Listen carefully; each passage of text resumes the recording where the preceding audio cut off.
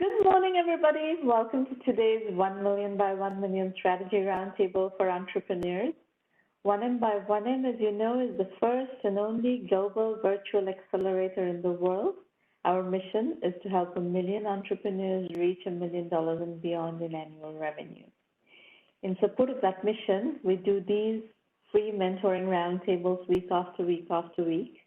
This is the 547th session. We've been doing these since the fall of 2008, and these roundtables actually predate the 1Mby1M program in its current format, which we launched in 2010. So all this has been going on for a very long time.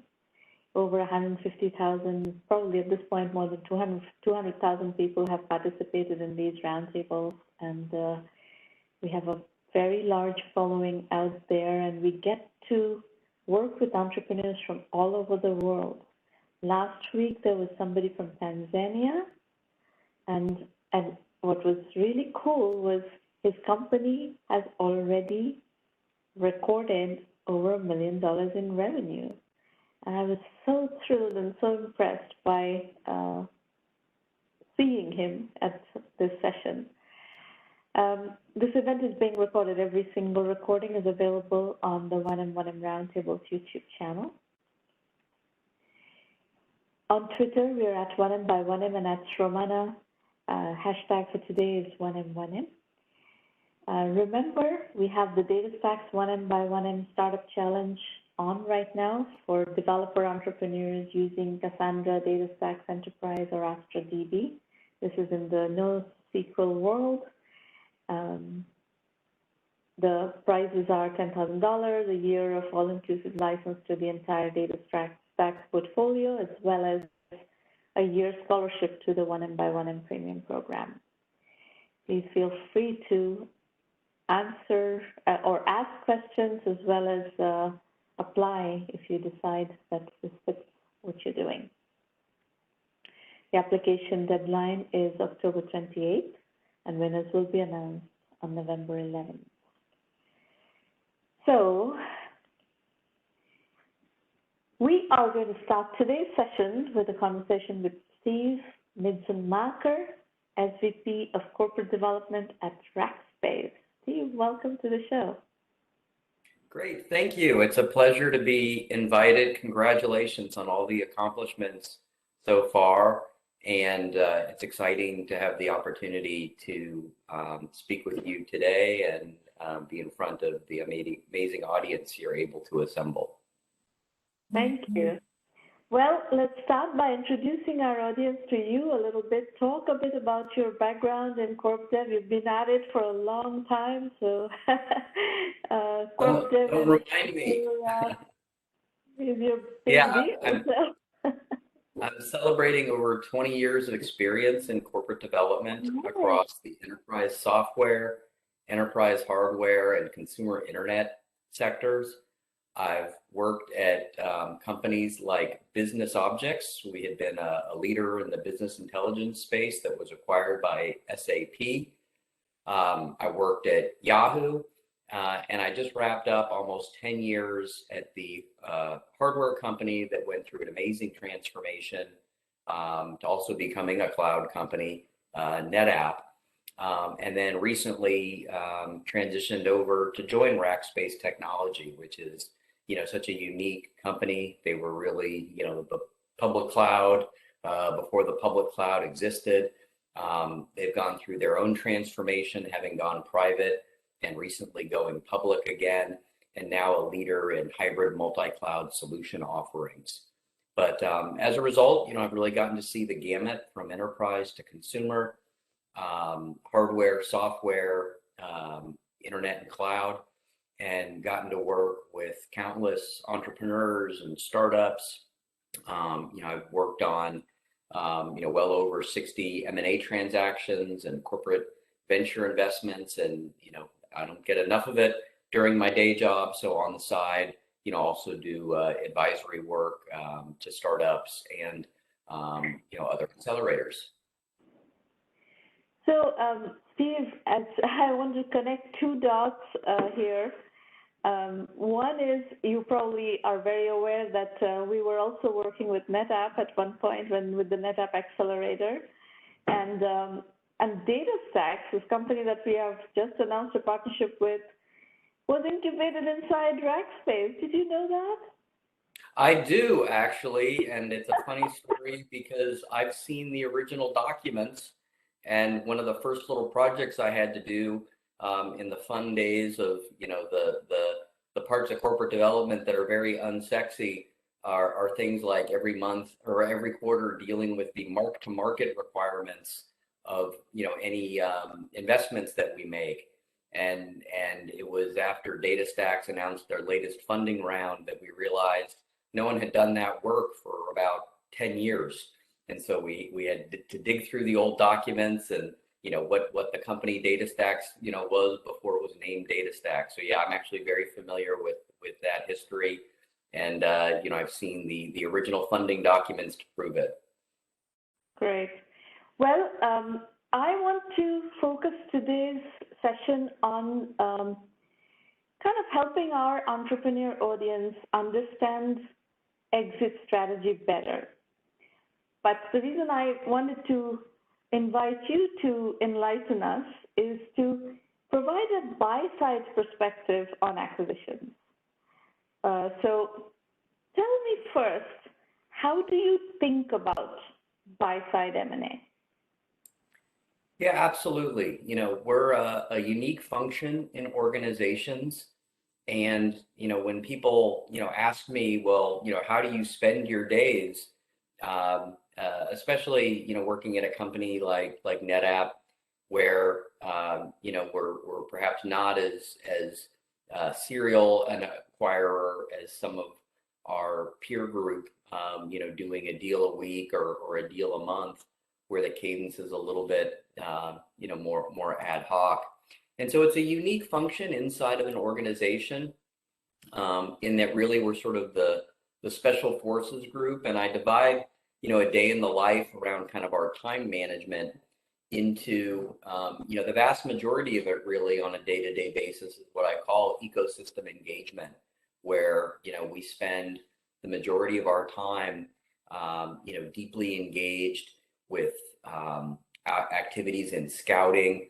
We maintain the corporate, what I would call marketecture or landscape map around the areas of focus and interest for us. We track the technology and investment trends, and are really at the forefront of investor and advisor and entrepreneur outreach for the company. So that's really our primary mission in supporting the strategy management work that we do.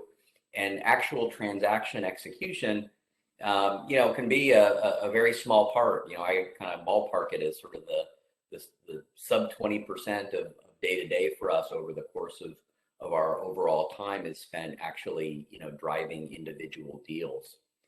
But, deals are a real force multiplier for an organization.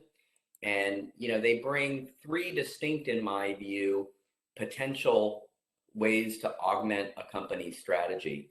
And, having done this for 30 years, you get forced to kind of come up with shortcuts and little catchphrases for what you do. And so from a philosophy perspective, I'd say there are three kind of deal archetypes that I, represent as why an organization might do a deal. So the first C is what I call capacity, and that's your classic tech tuck-in or acqui-hire deal. And, really, when you think about strategy, I'm a big subscriber and, sort of the concept of the core, that some consulting firms use. And so in that example, capacity deals are about enhancing your core. And they're a way to fulfill, kind of quick and dirty gaps in product offerings or go-to-market coverage. And, you look for a set of characteristics that mean this is, 100% sellable and additive to, everything that's already kind of a work in place for your organization. It's same customer, same buying center, same selling motion, same business model, and it's a drop and go. So that's a capacity deal. The next kind of step function up in deal type is what I call a capability deal. And that's really about not just, your existing core and enhancing it. It's about adding a new Lego brick to your core. And that might be your kind of bolt-on acquisition. But in that case, it's usually augmenting a new product or service offering that can add technology or features or go-to-market motion to your existing stack as an adjacency, but highly complementary to your existing portfolio. And so it's an extension, but it's not a radically new departure from what you do. And you expect it to be a similar selling motion, but perhaps a new value proposition or targeting some new use cases or capabilities. The final deal, and these are really more the few and far between, are what I call a catalyst deal. And that's catalyst with a C, not catalyst with a Q, though those of us in the corp dev world think about because of the mark they've made, Catalyst, those other guys. And the catalyst for me, those are really the transformational opportunities. And, that's where you're actually, going totally outside your core, expanding beyond your core. Those are typically going to be, your largest mergers or MOEs. And it's a new meaningful line of business expansion that, again, these are kind of fewer and far between when they come along. But these are the deals that certainly get a lot of press. So those to me are the ways that you approach a deal. And I think what's really important about that is usually that ends up defining, who will be the internal lead and sponsor of the deal, because corp dev, we're really never meant to be the lead or sponsor of a deal. We're an internal service provider to the lines of business. But really, it's kind of at that step function of a capacity deal is going to typically be owned by an R&D or go-to-market line of business owner. A capability deal will be led by an exec sponsor at the R&D or go-to-market level. A business owner might be when you're thinking about who you're targeting as a seller, the senior director of product management or a VP of product management. A capability deal, look, you're probably targeting a general manager or maybe the head of global go-to-market or head of global products in an organization. And finally, a catalyst deal, look, those are going to be led by the CEO and the board.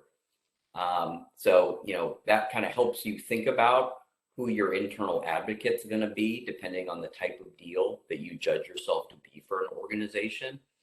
And then for the buyer, it's really important to understand what are your drivers. And I've found that a common factor in deal failure is you'll kind of misclassify a deal to get it done. You'll oversell or undersell a target because you're trying to fit that model to kind of hit the approval thresholds you're looking to get or the buy-in that you're looking to get for a deal. And you misset expectations because you've misclassified. Interesting. So excellent framework for the discussion today. And now, this market map that you're talking about, the marketecture map, does corp dev's view of the marketecture map and product view of the marketecture map match up? Are you sharing the same map, or are we talking about different maps in different parts of the organization? Yeah, absolutely. That's a great question. And yeah, the goal definitely is that they should match up. And just like I like to say, a deal model, should never be corp dev's view versus corporate finance's view on a deal model. The same is true of the market map. It should never be, a different model than, the product's view. And the same would be true when you think about, how you evaluate your customer map and your customer pyramid. Those are going to be shared. And it's, where there's that lines of collaboration around strategy that we hope to drive. So yeah, absolutely. That's a shared deliverable that, depending on how the product management is structured in an organization where ultimate ownership lies, may differ a bit, but that's absolutely meant to be a shared deliverable built-in partnership and something that really the whole organization can anchor around because it's such a fundamental piece of guidance around driving your strategic mission. It should help you understand what are the market segments that define our core. So as a follow-up to that, the next logical question is, when you engage with the ecosystem around that architecture, who is going and talking to the startups out there, which is our universe of entrepreneurs who want to engage with the larger players in their ecosystem in case there needs to be partnerships, there needs to be acquisitions, etc. Who are the interfaces? Is it the product organization? Is it corp dev? How much, what is your guidance to entrepreneurs in terms of navigating the ecosystem from their point of view, working with the buy side of the acquisition map? Yeah, so that's, definitely an area that, when I'm building my corporate development team and leading my corporate development team, I want to be the tip of the spear to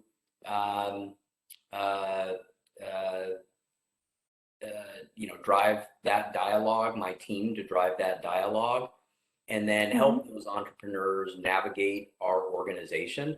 Now, sometimes, the matchmaking of how they find us or how we find them, can be, can come in a lot of different forms. And so we might not always be the first point of contact because, other ways of introduction get initiated, but we certainly want to be in the dialogue. And, we are, very focused on trying to, be the center of knowledge management on all those interactions. So, one of the things I pride myself on in the corporate development function is maintaining, our internal database of content management with that ecosystem. And, at a place like NetApp over 10 years, it meant building our own, proprietary Salesforce instance. It was just, the corp dev scouting database with a couple thousand companies and, thousands of meetings and conversations and PowerPoint slides, catalog that we have for reference. So we definitely want to be the central point of navigation. Very good. So if we want to send you deals to look at, you are a perfectly good point to make that introduction into. Yeah, absolutely. I mean, the good news and bad news is that our mandate is to be knowledgeable enough that we can be a quick filter, and that I'm a big believer in the construct that quick no's are better than long maybes. So especially when it's a very clear, this isn't a space that's of interest for us, or to be able to, not waste entrepreneurs' time, because the most valuable resource that they all have beyond money and access to talent is their own time. But also as the ability to help you intelligently navigate the organization in terms of where your opportunities should be targeted, who are the right product managers to evaluate and opine on if there's a fit or area to work together. We can help you find those individuals most quickly. And I know you've recently switched to Rackspace. Have you created this architecture map already for Rackspace? Do you have a sense of what is going to be your strategy of what you want to look for? It was the first, major deliverable that I committed in the role, because it's such an important piece of the conversation and really kind of our roadmap for, how I think about where I want to prioritize my time, is knowing, which one of those market spaces we need to be focused on. And what are some of the highlights of that, whatever you feel comfortable sharing as directives or directional guidance, not directive, directional guidance to our ecosystem on what are the things that Rackspace is looking for? Sure. So, we, pride ourselves on being kind of unique in the ecosystem relative to the competitors that we face day in and day out for our services, which cover, providing architecture, design, and build and deploy and maintain for, the gamut of private cloud, public cloud, and managed services. And so, there are a couple of vectors on the map that are important to us.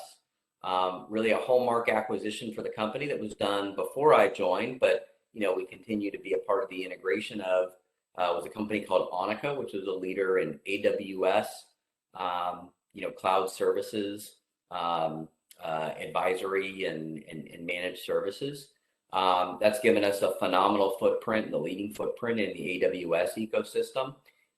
We have, capabilities in Azure and Google, but we aspire to, match our level of expertise in those public clouds as we do in AWS. So, more work to do to augment our set of capabilities on those platforms. And then, we also see the opportunity to continue to expand in some of the areas of new development and growth with, some of the more, kind of next generation sets of services that are taking advantage of the public cloud. So things like AI, ML, IoT, cloud native development, those are our services and capabilities that, we have existing offerings, but still, more to do to augment there. So those would be some examples of the spaces where we have the keenest interest. And architecturally, it seems like you have one of the big public cloud providers like the AWS, Azure, or Google at the very bottom, and then you have tools and technologies to manage all that Rackspace provides, and then you have things coming on top of that. Is that the right way to summarize your architectural framework? I'm hiring, so if you, sounds like you can help us with, and that's very much, kind of how we think about these stacks. It's kind of I call them like Lego block diagrams and how these get stacked together. So that's absolutely right. There's public cloud as the foundational layer.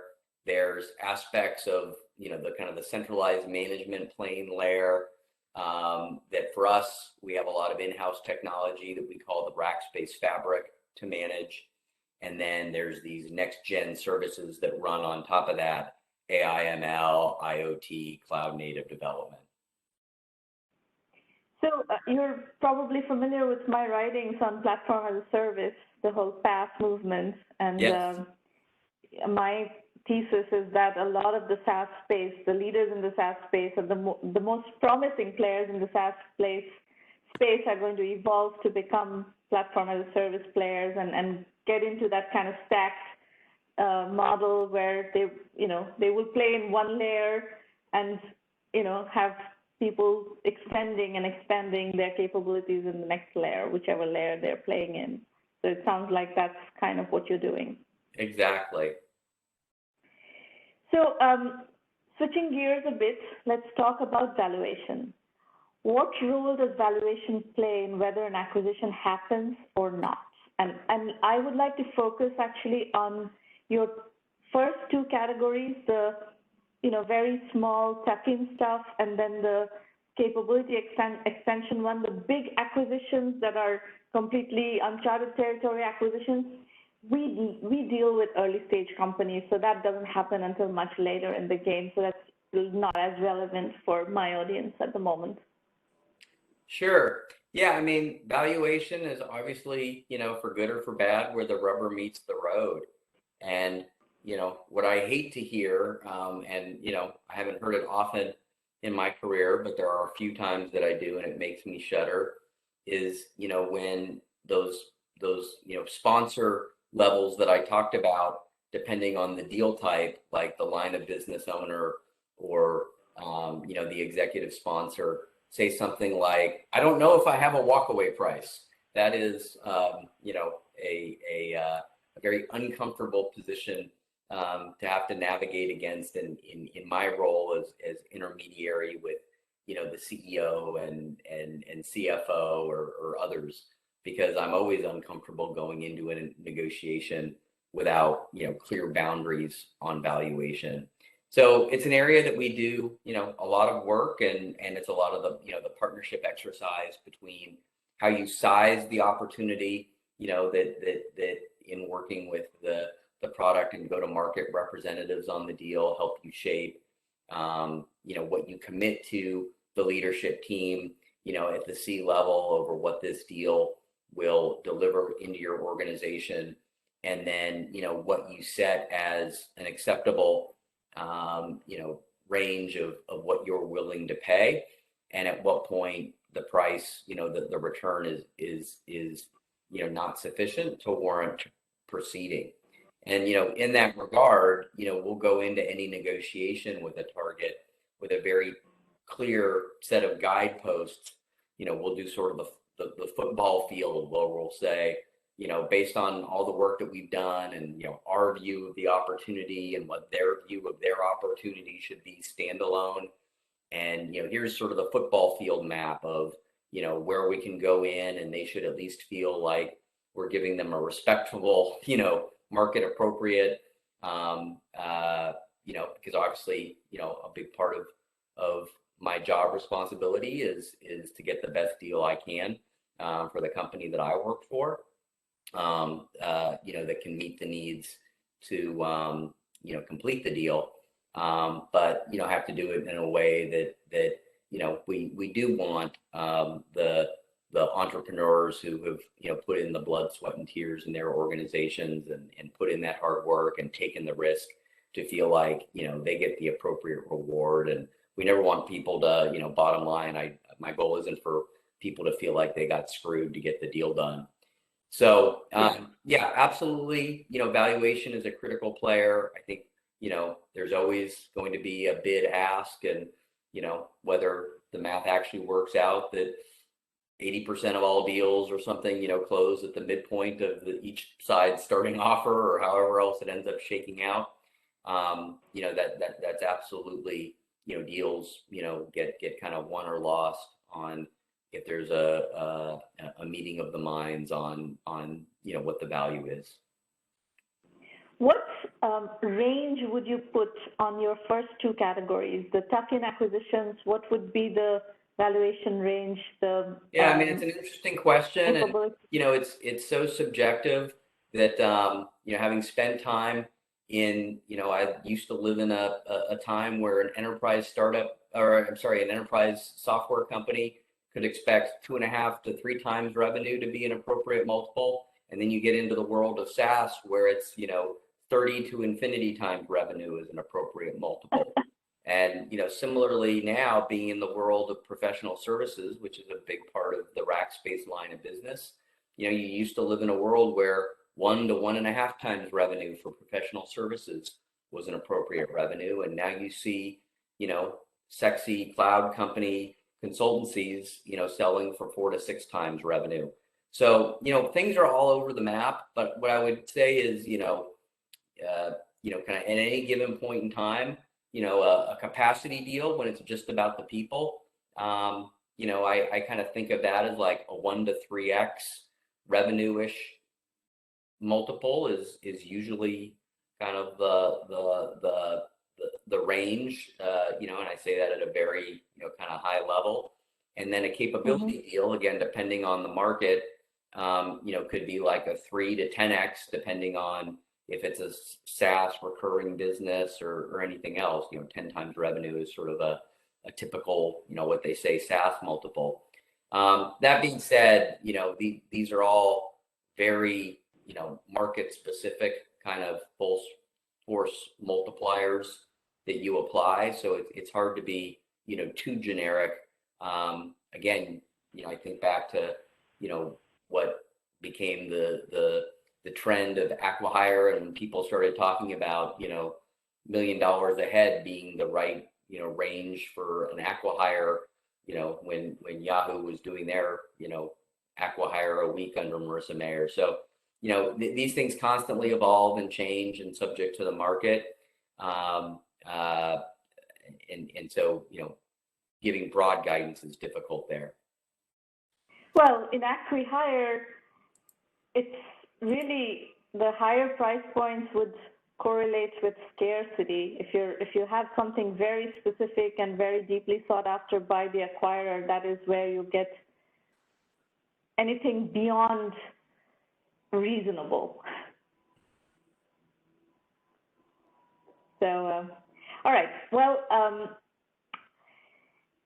I would like to, if you can take us through a thought process around bootstrapping to exit.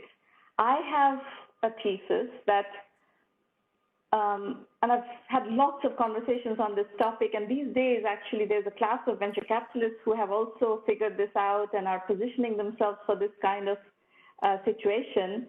I'm a big believer in bootstrapping to exit. Startups with an interesting strategic product that achieves product market fit with no funding or with small amounts of capital infusion can have very successful outcomes for all stakeholders.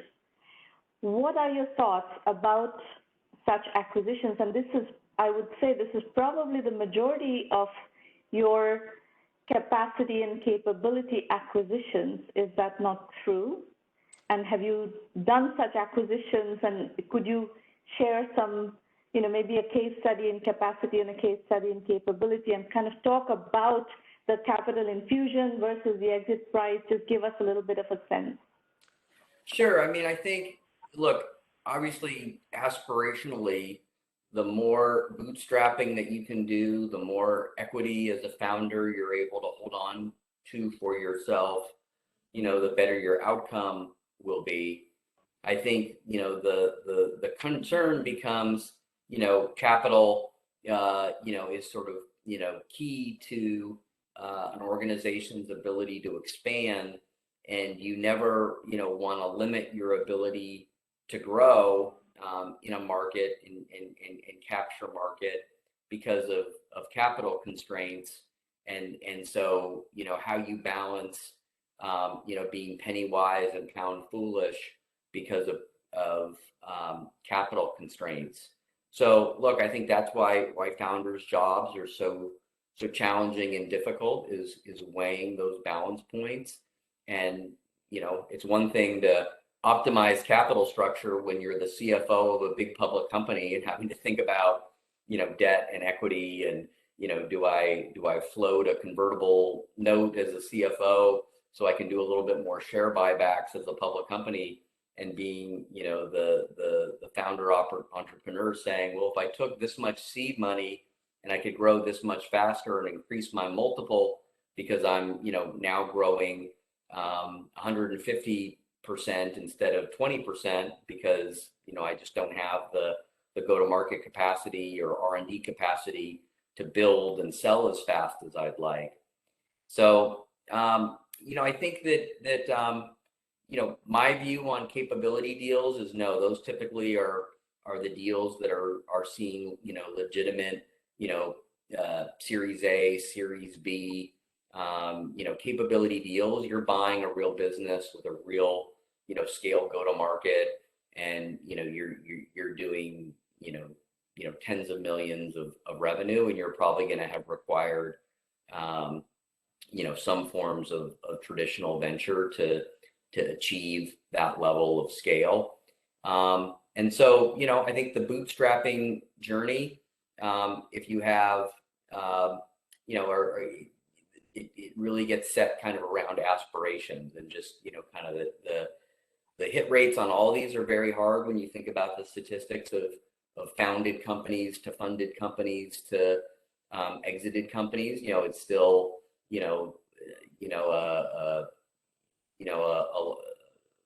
large numbers that get filtered down at each one of those levels. But yeah, I've certainly seen the examples of amazing cases of founders that go very far bootstrapping and are very conservative with how they raise money, so that by the time they're facing their exit, they're looking at still owning 30, 40 or more percent of cap tables and seeing great outcomes as a result. I know you have to run, so I'll just add to what you said by expanding the thought process to not just the ownership, but also the issue of what is the valuation at which somebody is willing to acquire. If you raise too much capital and price yourself out of the market, then deals don't happen.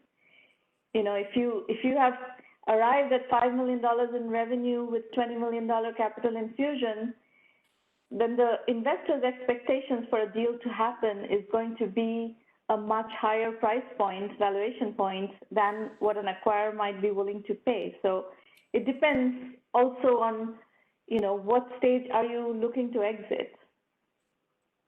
No, I think that's exactly right. And, that's where good advice, around,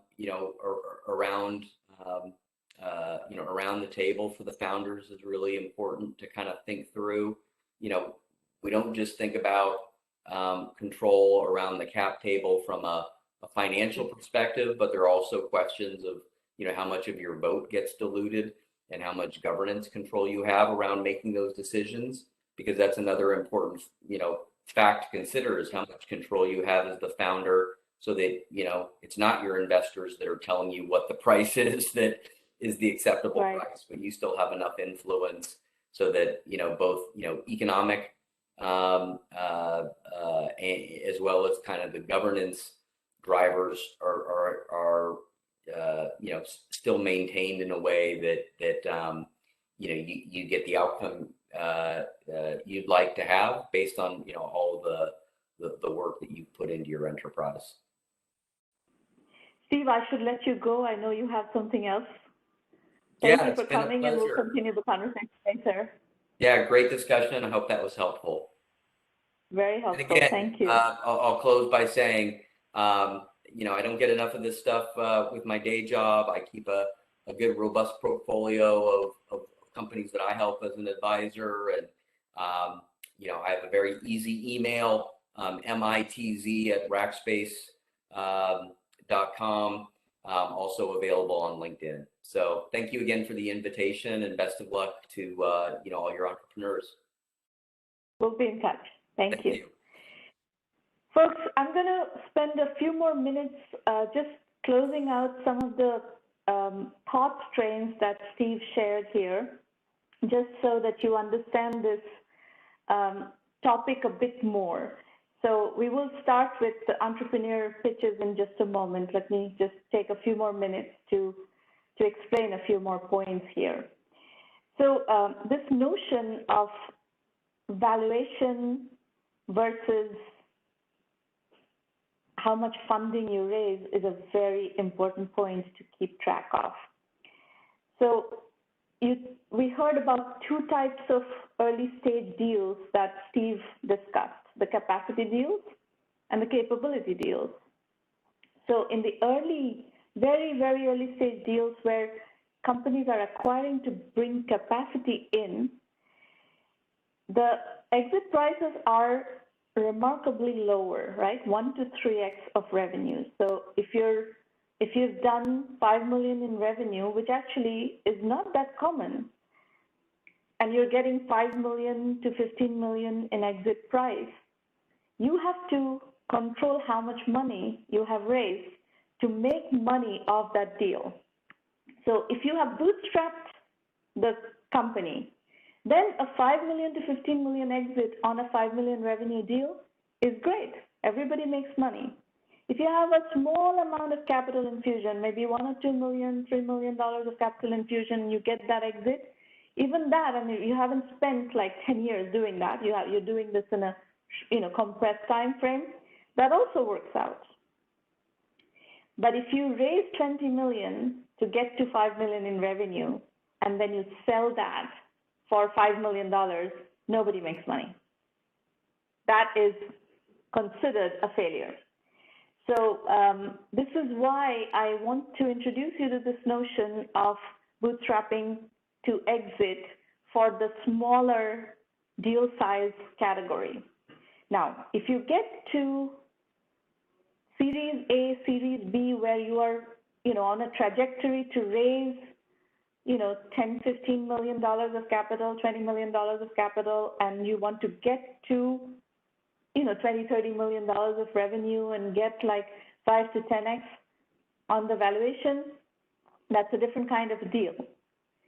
That is not a bootstrapping to exit deal. That happens. It happens plenty in the industry because right now the number of acquirers acquiring are much larger than it used to be. So the market has more liquidity. But pay attention to what your capacity is to get to that kind of revenue level.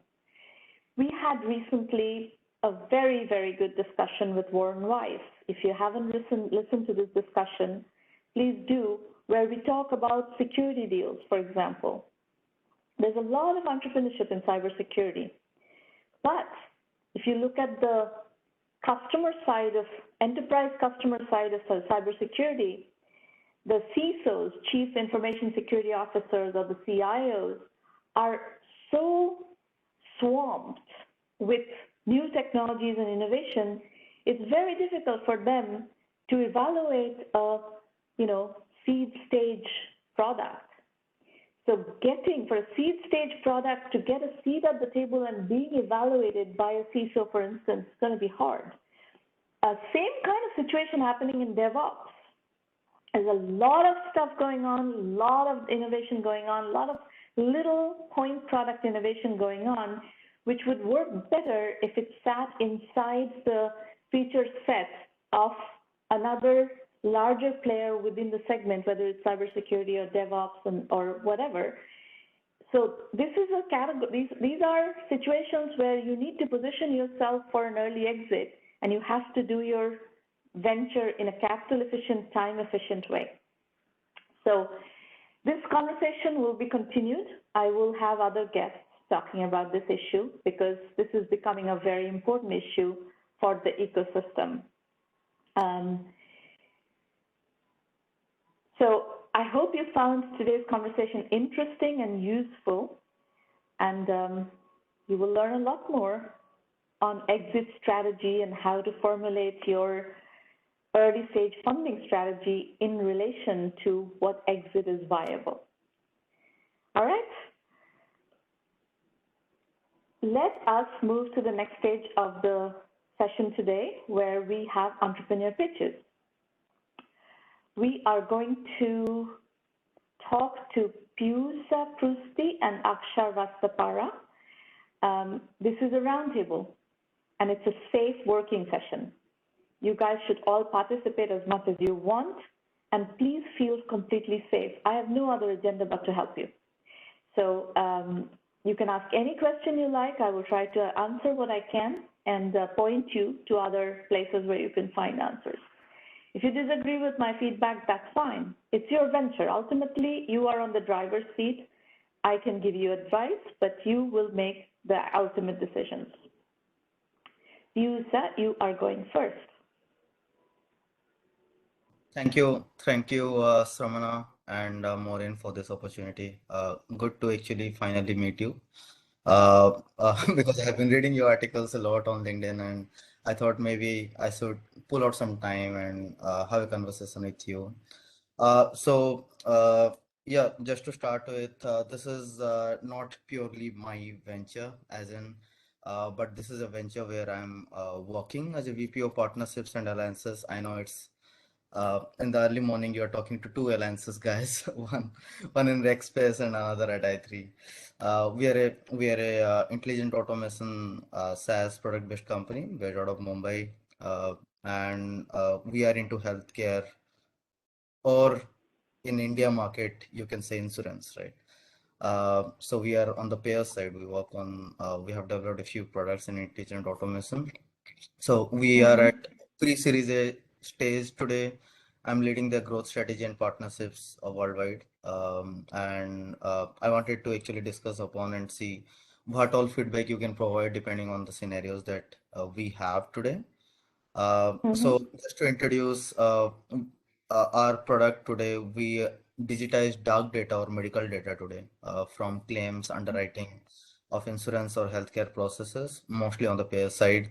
And we try to actually put across all the best of features from RPA or IDP or AI and combine them and have actually created a solution for insurance claim processing and underwriting processing today. If you just go to the next slide, you would see how our core team looks like today. Two co-founders from IIT Bombay, who have a background in data science, a PhD and all, and they are running it from 2016. We have got a few leaders, including myself, on the team, including Doctor as customer success, then our HR head, our product and data scientist head, me into partnership and sales head from the automation space. If you move forward to the next slide, you would get to see why do we exist today. So because of lot of different kind of data, it comes in multiple formats into the insurance industry from the payer side especially. And especially during COVID, you might have seen the number of claims increased a lot, and hospital administration doesn't have a lot of time, or even insurance administration was under a lot of pressure, right?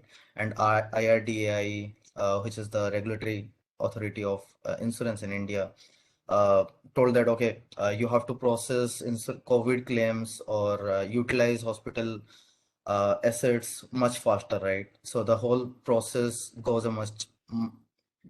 into a lot of transformation or a lot of into a lot of change, right? Because data comes in from multiple formats in multiple ways. There are structured, semi-structured, unstructured data. There is a lot of Yeah. manual intervention needed because of the high, you can say, high-end Very FT, high risk that data. data heavy process. Yes. Yeah, Got it. exactly. And that's where, especially for the claim process, our platform comes in, which reduces the turnaround time to around less than even 45 minutes, or I should say 20 minutes. And because of that, we were into limelight by CNBC. And we have developed this model which takes care of your claim rules, your NLPs, financial clearing, bills, everything. So your medical data, everything gets captured, and it really works smoother. If you go to the next Good. slide, yeah. Um, yeah, so here you can see the kind of solutions that we offer, that is medical claim processing, underwriting, and the digitization of tariff, that is checking comparison between the tariff data to find out fraud. These are some of the areas or use cases where we can really make a difference today, we think, because of the technology that we have, and millions of databases of medical transactions, right? We have SNOMED codes, ICD-10 codes, all those into it. And because of the commercial nature of how we really provide licenses today, it's quite, you can say, OPEX rather than CAPEX, because you don't have to really buy bots to generate ROI. It depends on the volume.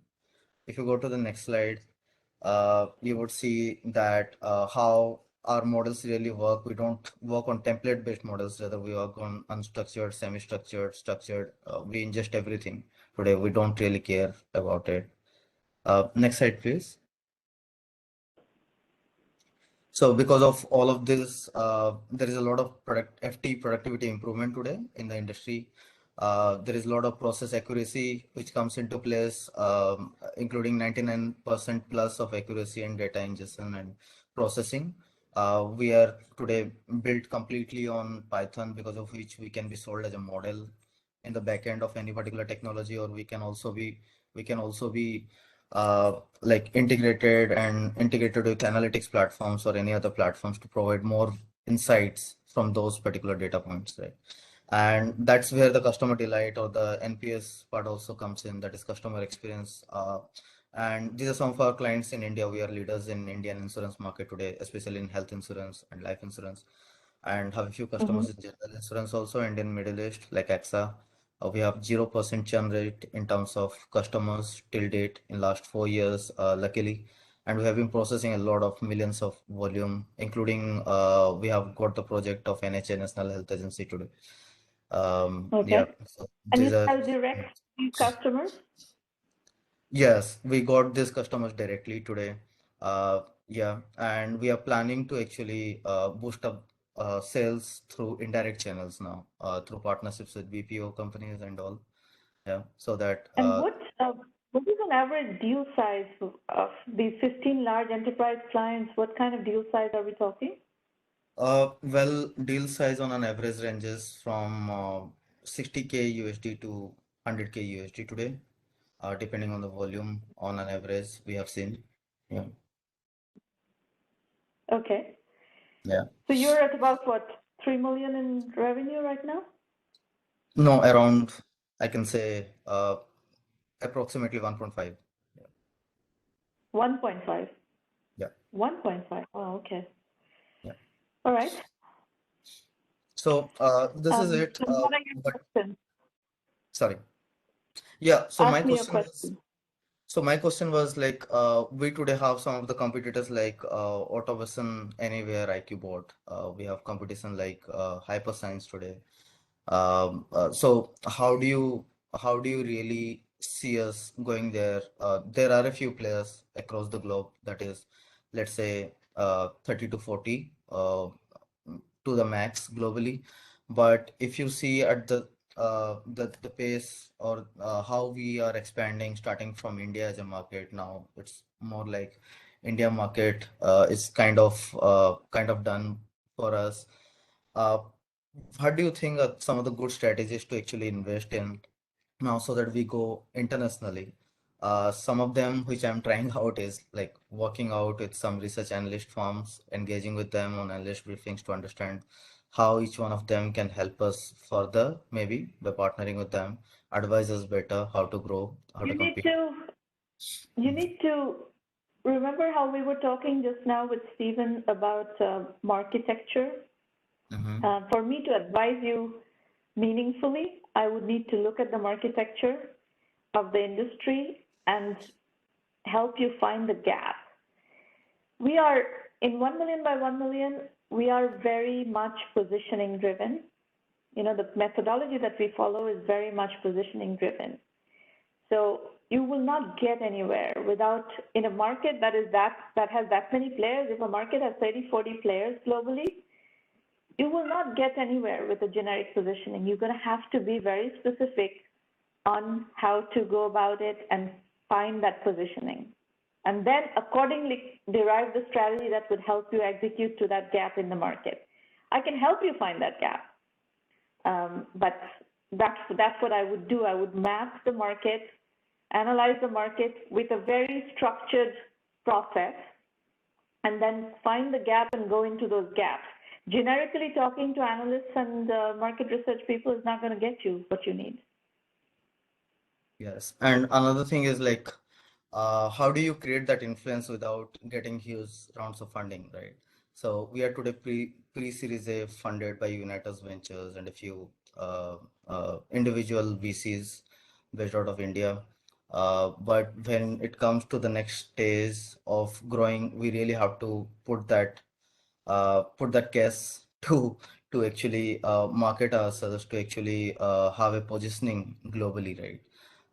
And so that the So BPOs right would now, actually. the problem with your company is that you do not have velocity to attract venture funding, Mhm.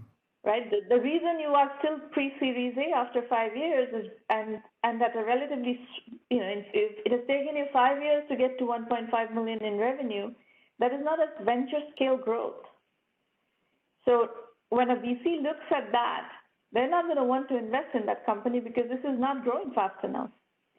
So if you're going to need to show a strategy and a positioning and a validated strategy where you show acceleration, and unless you are able to do that, you're not going to succeed in attracting any capital. Got it. Okay? So Mm-hmm. you're very welcome to stay, and I will explain to you how to use 1 million by 1 million for what you're doing. But those are the reasons why you are facing the problem that you're facing. You're going to market in a generic fashion, where the Mm-hmm. market is too crowded to be able to be successful in a high velocity mode in a generic fashion. And secondly, you're growing too slowly to attract venture capital. So neither of those are sustainable strategies. You're going to need to switch gear and get into a different mode. And if you decide you want to work with 1 million by 1 million, I'll help you figure all that out. Sure, definitely. Yeah. Thank you. Okay, just a second. Let me, Akshar Vastapara, you have questions. Akshar is actually a premium member of the program. Akshar, you have something that you wanted to discuss with me. Could you please unmute your line and tell me what's going on? Hi, thank you for having me. How are you? Good. How are you? I'm also doing good. So, like we have the our last session about like almost 4 months earlier, and you asked me to contract with the builders and real estate developers for my smart home product. So the thing was that I have the prototype, but I cannot go with the prototype to the smart home developers. To the real estate developers. I really need to deliver the final product to show them or to at least sell them. So that's what I'm doing for the past 4 or 5 months to move from the prototype to the final product. So be able to show them, and then they can embed them into your like demo houses and all kind of stuff, and then they will believe me that they'll buy this stuff from me. So that's what I'm doing, and doing the hardware it takes time. So that's what I'm doing for the last 4 or 5 months. But I don't want it. What I want to discuss right now is I think another idea that I would be moving on uh, um, uh, for now, because it really amazed me when I had, and I thought let's start working on this ASAP. So it's been just I think 15 days since we decided, we and my co-founder who is in the Germany and who is doing the PhD in AI and image recognition, that let's move on this idea, and we just start figuring out the first demo that we want to. But I think if I get any insights like how or any feedback about the how we go from the idea stage to the demo stage, or to the initial moving, initial bootstrapping, and whatever we go for the customers, and trying to pitch to the customers as well, then it would be best for me. So that's why I wanted to have a Go to discussion the for 1 now. million by 1 million curriculum, which you have access to as part of your premium program. All that is discussed at length in that. Yes. So I actually gone through all of that stuff like earlier as well, when I was doing the smart home project, and I also have referred to this time for now. But what I wanted to discuss with you is about how you think the idea would do a great, like implementation is a major part. 99% is the implementation of whatever we do. But what No, do you think? 99% of a startup success is validation. And the problem with Okay. the way you're going about things is that you're going and building products without validating whether customers are willing to buy this. So if you Right. go through the curriculum, I've said this over and over again, do not write a line of code without validating.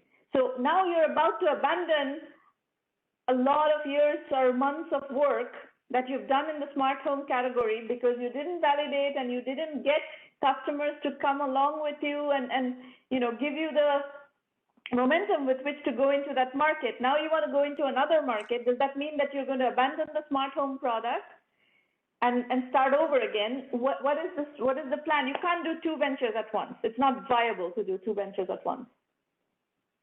So the thing is, I cannot abandon the smart home at any cost, because I've hired 8 people now, and I'm bootstrapping myself by doing some other stuff, and I'm reinvesting all my money into the hardware Then don't project. waste any time on the new idea. Just forget about the new idea. Focus 100% on the smart home product and forget about this other idea. It's a waste of your Okay. time. And it Okay. takes away from your energy. Entrepreneurial energy is finite. It takes so much work to build one venture, and now you're trying to build two. It's a very bad idea. Very, very bad idea. Okay, understood. Okay? So I prefer Okay. that you really use the methodology, apply it to the smart home product, and come talk to me as much as you need to at the roundtables, and I'll try to guide you, but please don't start another company in the middle of all this. That's a very bad idea. Okay. All right. Okay, folks, I'm going to take you through how to use 1 million by 1 million if you decide that you want help. And if you like what we're doing here, please refer serious entrepreneurs into 1 million by 1 million. You know, the media right now is absolutely rife with the Freshworks IPO story. Everybody in India is thrilled about this IPO. 1 million by 1 million is the accelerator in which Freshworks was incubated. In 2011, the company was in the program from 2011 to 2013.